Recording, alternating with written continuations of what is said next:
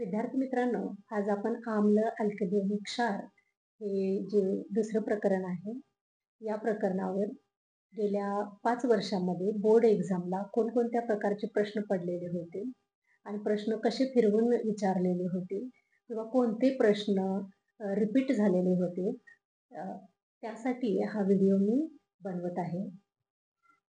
Video बनवण्याचा उद्देश इतकाच आहे, की घरी गेल्यानंतर तुम्ही सहज जरी हा व्हिडिओ बघितला, तरी तुमचं ह्या प्रकरणावरती उजळणी व्हावी. हे जे प्रकरण आहे, ते जवळ-जवळ 5 ते 6 मार्कासाठी आहे आणि यावर्षी अ, आपल्या विज्ञान मधील जवळ-जवळ 2-3 धडे वगळल्यामुळं कदाचित यावर्षी 6 मार्कापेक्षा सुद्धा जास्त मार्क्सला हा धडा विचारला जाईल. आणि महत्त्वाचे प्रश्न आणि त्यांची गुणविभागणी कशी असते, आज आपण या व्हिडिओमध्ये बघणार आहे. हा व्हिडिओ जर तुम्हाला अ, महत्त्वपूर्ण जर वाटला किंवा उपयोगी वाटला, तर नक्की तुम्ही या चॅनलला लाईक आणि सबस्क्राईब करा. धन्यवाद. अभ्यासासाठी आपल्याकडे मार्च 2020 ची प्रश्नपत्रिका आहे. त्याचप्रमाणे एप्रिल 2023 ची आहे. एप्रिल 2022 ची एक प्रश्नपत्रिका आहे. त्याचबरोबर मार्च 2024 ची परीक्षा, जी पहिली परीक्षा झालेली होती, त्याचा एक प्रश्नपत्रिका आहे. त्याचप्रमाणे जून 2024 दुसरी जी परीक्षा झालेली होती, ती प्रश्नपत्रिका आहे. या 5 प्रश्नांचं संकलन आणि त्या प्रश्नांवरती चर्चा आज आपण या व्हिडिओमध्ये करणार आहोत. जून 2024 जी दुसरी परीक्षा झालेली होती, त्यामध्ये प्रश्न होता की 1 ॲसिटिक आम्ल हे 1 सोडियम हायड्रॉक्साईडच्या द्रावणात मिसळल्याने तयार होणाऱ्या क्षाराचे स्वरूप योग्य कारणासहित लिहा. 1 मार्काला हा प्रश्न होता. अगोदर लक्षात घ्यायचे की सोडियम हायड्रॉक्साईड हे प्रबल अल्कली आहे आणि ॲसिटिक आम्ल हे दुर्बल आम्ल असल्यामुळं तयार होणारे क्षाराचे स्वरूप हे अल्कली असतं. कारण या ठिकाणी प्रबल अल्कली असल्यामुळं जे क्षार तयार झालेलं आहे ते सुद्धा, त्याचं स्वरूपसुद्धा अल्कलीच असणार आहे. म्हणून उत्तर आहे अल्कली असतात. याच्यासाठी 1 मार्क दिलेला आहे. त्यानंतर 2 मार्कासाठी आकृती विचारलेली होती की पाण्याच्या आम्लीय द्रावणातून विद्युतधारा प्रवाहित होते हे दर्शवणाऱ्या उपकरणाच्या जोडणीची आकृती काढा आणि त्यामध्ये सौम्य HCl द्रावण दर्शवा. विद्यार्थ्यांनो लक्षात ठेवायचं की आकृती काढत असताना या ठिकाणी त्यांनी विरल हायड्रोक्लोरिक जे द्रावण आहे याच्यासाठी इथं 1 मार्क किंवा अर्धा मार्क आहे आणि आकृतीसाठी हा 1.5 मार्क. या पद्धतीनं 2 मार्कासाठी ही आकृती विचारलेली होती. आणि दिवा, बटन, चंचुपात्र, रबरी बुज ही नावं तर तुम्हाला माहीतच आहेत, पण या ठिकाणी जे विरल हायड्रोक्लोरिक द्रावण आहे हे तुम्हाला इथं दाखवायचं आहे.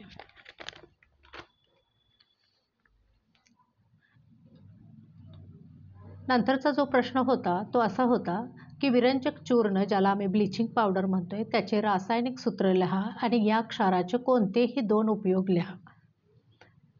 पिण्याचे पाणी निर्जंतुकीकरण करण्यासाठी जंतुनाशक म्हणून ह्याचा उपयोग केला जातोय. रासायनिक कारखान्यामध्ये ऑक्सिडीकारक एजंट म्हणून सुद्धा याचा वापर केला जातोय. वस्त्रोद्योगामध्ये कापूस आणि तागाच्या ब्लिचिंगसाठी आणि कागद कारखान्यातील लाकडी लगद्याच्या ब्लिचिंगसाठी, लॉन्ड्रीमध्ये धुतलेल्या कपड्यांच्या ब्लिचिंगसाठी याचा उपयोग केला जातोय. इथं मी 5 उपयोग दिलेले आहेत. यामधील कोणतेही तुम्ही 2 उपयोग लिहायचे आहेत, कारण हा 1 मार्कासाठी प्रश्न होता. प्रत्येक उपयोगाला अर्धा मार्क तुम्हाला मिळेल. अशा पद्धतीनं 1 मार्कासाठी हा प्रश्न विचारलेला होता. खालील पदार्थात असणाऱ्या आम्लाचे नाव लिहा म्हटलेलं होतं. तर दह्यामध्ये लॅक्टिक आम्ल असतं, त्याच्यासाठी 1 मार्क. आणि जठरामध्ये कोणतं आम्ल असतं, तर जठरामध्ये हायड्रोक्लोरिक आम्ल असतं. नेमकं तेच आम्लाचं नाव लिहिल्यानंतर तुम्हाला हे 1 मार्क या ठिकाणी मिळणार होते. अशा पद्धतीनं जवळजवळ 5 ते 6 मार्कासाठी ह्या धड्यावर प्रश्न विचारलेले होते. मार्च एप्रिल 2024 ची जी पहिली परीक्षा झालेली होती त्यामध्ये विचारलेला प्रश्न, धुण्याच्या सोड्याचे कोणतेही 2 उपयोग लिहा. हाच प्रश्न एप्रिल 2023ला सुद्धा 1 मार्कासाठी विचारलेला होता. धुण्याच्या सोड्याचे उपयोग बघायचा आहे. काच, साबण आणि कागद कारखान्यामध्ये याचा उपयोग केला जातोय. इथं मी निळ्या पेननं दाखवलेलं आहे की धुण्याच्या सोड्याला आम्ही सोडियम कार्बोनेट असं सुद्धा म्हणतो. टाकन खार किंवा बोरॉक्स सारख्या सोडियम संयुगाच्या निर्मितीसाठी याचा उपयोग केला जातो. तसेच घरगुती स्वच्छता करण्यासाठी सोडियम कार्बोनेटचा उपयोग केला जातो आणि पाण्याचा कायमचा कठीणपणा घालवण्यासाठी याचा उपयोग केला जातो.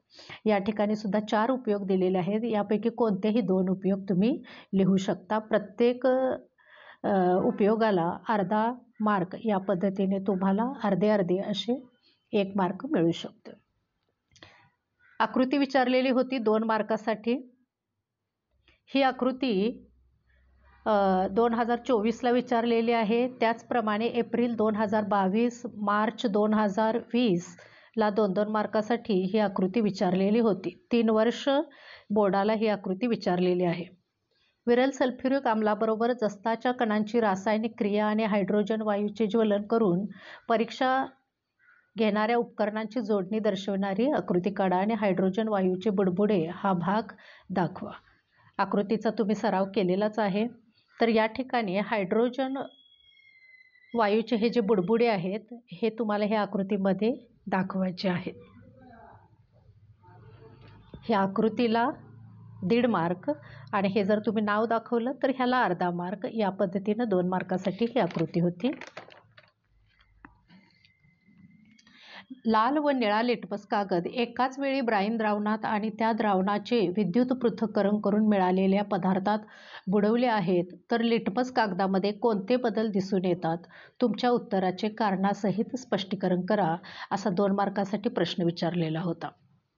तर ह्याचं उत्तर या पद्धतीने येणार की लाल व निळा लिटमस कागदाच्या रंगात कोणताही बदल झाला नाही, कारण ब्राईन द्रावण हे उदासीन असते. तुम्ही जर लिहिलं की ब्राईन द्रावण उदासीन असतं, या ठिकाणी तुम्हाला इथं 1 मार्क मिळून जाईल. आणि विद्युत पृथक्करण केलेल्या द्रावणामध्ये लाल लिटमसचा रंग निळा होतो, कारण हे अल्कली द्रावण आहे. यासाठी तुम्हाला 2 मार्क आहेत. या पद्धतीनं पॉईंट्सना तुम्ही असे स्टार करून किंवा आकडे घालून लिहिला तरीही चालेल.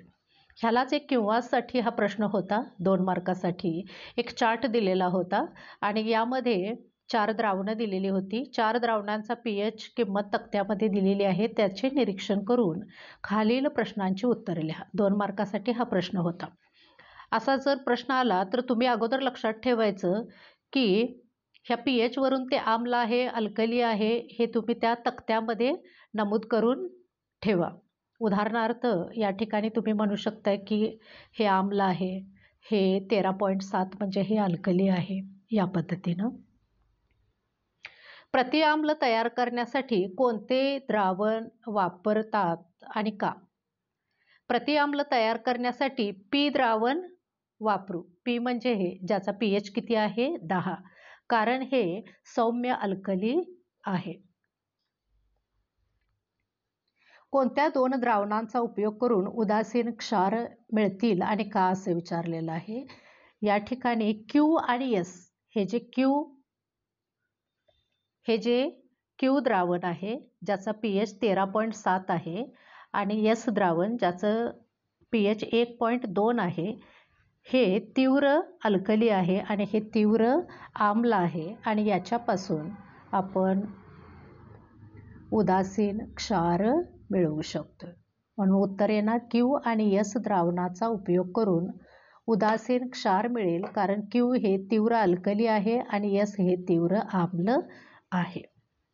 त्यानंतर आपण बघूया की एप्रिल 2023च्या परीक्षेमध्ये दुसरी जी परीक्षा झाली त्यामध्ये 2 मार्काला प्रश्न होता की पाण्यातील आम्लीय द्रावण विद्युतचे वहन करते हे दर्शवणाऱ्या उपकरणाच्या रचनेची आकृती काढा आणि सौम्य HCl ला नाव द्या म्हटलेलं होतं.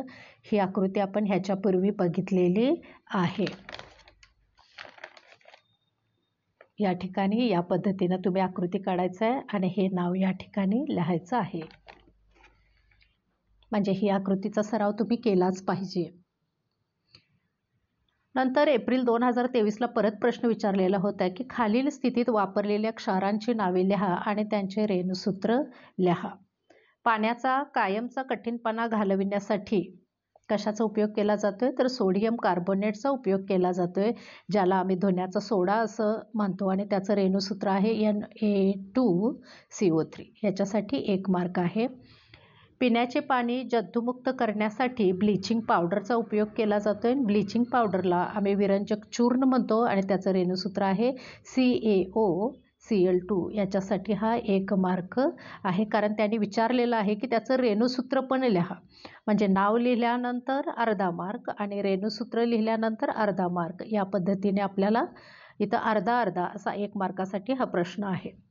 मोडलेली हाडे त्याच्याबरोबर जागेवर आधार देण्यासाठी कशाचा उपयोग केला जातो तर कॅल्शियम सल्फेट हेमीहायड्रेट असं म्हणतात, ज्याला आम्ही प्लॅस्टर ऑफ पॅरिस असं म्हणतो आणि ह्याचं सूत्र आहे CaSO4 1/2H2O आणि याच्यासाठी हा 1 मार्क दिलेला होता.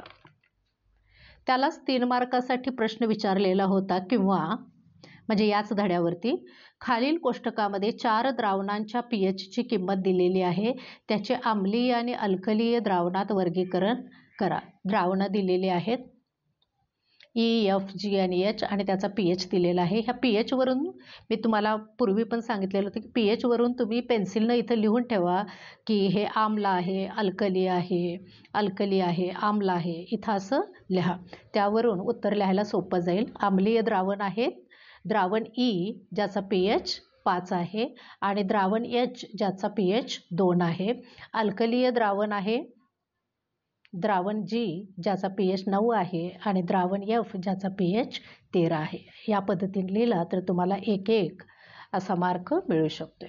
जठरातील जादाच्या अम्लाचे उदासीनीकरण करण्यासाठी वापरलेल्या प्रतिअम्लाचे नाव लिहा.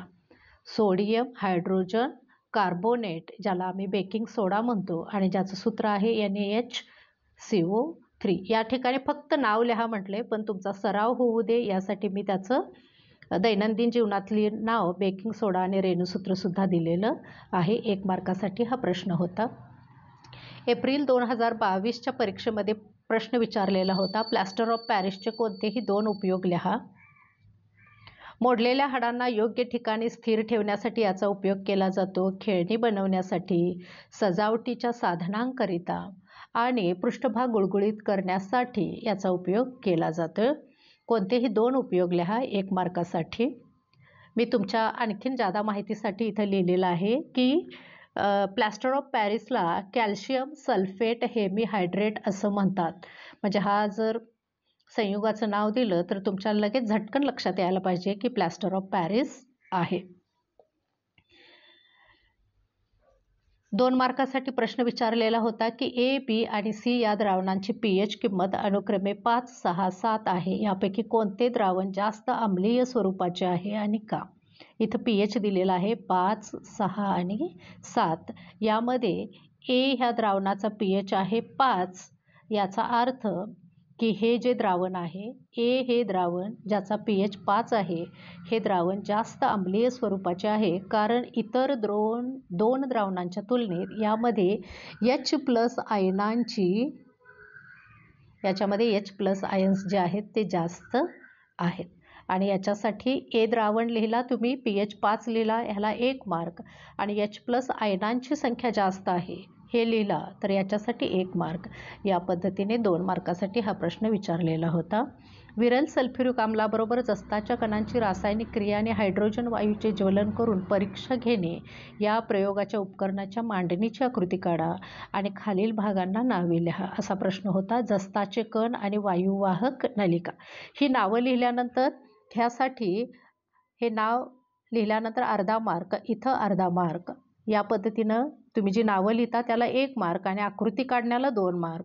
या पद्धतीनं 3 मार्कासाठी हा प्रश्न होता. हाच प्रश्न मार्च-एप्रिल 2024ला सुद्धा 2 मार्कासाठी विचारलेला होता. ती आकृती कशी होती? या पद्धतीची ती आकृती होती. म्हणजे ह्या आकृतीचा तुम्ही सराव करायचा आहे आणि हायड्रोजनने भरलेले साबणाचे बुडबुडे सुद्धा लक्षात ठेवायचे. नंतर मार्च 2020च्या परीक्षेमध्ये प्रश्न विचारलेला होता की कृषी वैज्ञानिकांनी शेत जमिनीमध्ये काही प्रमाणात चुन्याची पावडर, ज्याला आम्ही लाईम पावडर असं म्हणतो, मिसळण्याची सूचना केली आहे. याचे कारण कोणते असावे? हा प्रश्न 2 मार्कासाठी होता. तर अगोदर आपल्याला लक्षात ठेवायचं आहे की चुन्याची पावडर, ज्याला आम्ही लाईम पावडर म्हणतो किंवा आम्ही त्याला कॅल्शियम हायड्रॉक्साईड असंही म्हणतो, हे अल्कली आहे. हे काय आहे? ही जी चुन्याची पावडर आहे ही अल्कली आहे आणि पदार्थाची आम्लीयता कमी करून उदासीन करण्यासाठी याचा उपयोग केला जातो. म्हणजे एखादा पदार्थ उदासीन करण्यासाठी चुन्याच्या पावडरीचा उपयोग केला जातो. शेत जमीन आम्लीय स्वरूपाची झाली असावी म्हणून कृषी वैज्ञानिकांनी शेत जमिनीमध्ये चुन्याची पावडर मिसळण्याची सूचना दिलेली आहे. ह्या पद्धतीने तुम्ही जर असे उत्तरलेला तर तुम्हाला इथं 2 मार्क मिळून जातील. चुन्याची पावडर अल्कली आहे, उदासीन करण्यासाठी त्याचा उपयोग केला जातो आणि शेत जमीन आम्लीय स्वरूपाची झाली असावी. नंतर बघा की पाण्याच्या आम्लीय द्रावणातून विद्युतधारा प्रवाहित होते हे दर्शविणाऱ्या उपकरणांची आकृती काढा. त्याच्या खालील भागांना नावे द्या. 2 मार्कासाठी हा प्रश्न आहे. याच्या पूर्वीसुद्धा बोर्ड परीक्षेला बऱ्याच वेळेस हा प्रश्न विचारलेला आहे. या प्रकारे ही आकृती 2 मार्काला ही आकृती परत विचारलेली आहे. ह्यालाच किंवा प्रश्न होता की विरल सल्फ्युरिक आम्लाबरोबर जस्ताच्या कणांची रासायनिक क्रिया आणि हायड्रोजन वायूचे ज्वलन करून परीक्षा घेण्याच्या उपकरणाच्या मांडणीची आकृती काढा. त्याच्या खालील भागांना नावे द्या आणि परीक्षा नळी आणि साबणाचे द्रावण या आकृतीमध्ये दाखवायचं आहे. याच्या पूर्वीसुद्धा बोर्ड परीक्षेला हा प्रश्न विचारलेला होता. आपण बघूया तो. ही आकृती होती. बऱ्याच वेळेस तुम्ही ही सगळी नावं पाठ करायची आहेत, कारण काही परीक्षेला हायड्रोजनने भरलेले साबणाचे बुडबुडे हे नाव विचारलेलं आहे. काही वेळेस वायू वाहक नलिका हे नाव विचारलेलं आहे. तर काही वेळेस जस्ताचे कण आकृतीमध्ये दाखवायला सांगितलेले आहेत. तर ही आकृती फार महत्त्वाची आहे. या प्रकरणामध्ये ह्या आकृतीचा तुम्ही सराव करायचा आहे. आशा करते की आता आपण हे जे प्रश्नांची चर्चा केली, तुम्ही घरामध्ये याची रिव्हिजन कराल आणि येणाऱ्या परीक्षेमध्ये तुम्ही चांगले यश मिळवाल. धन्यवाद.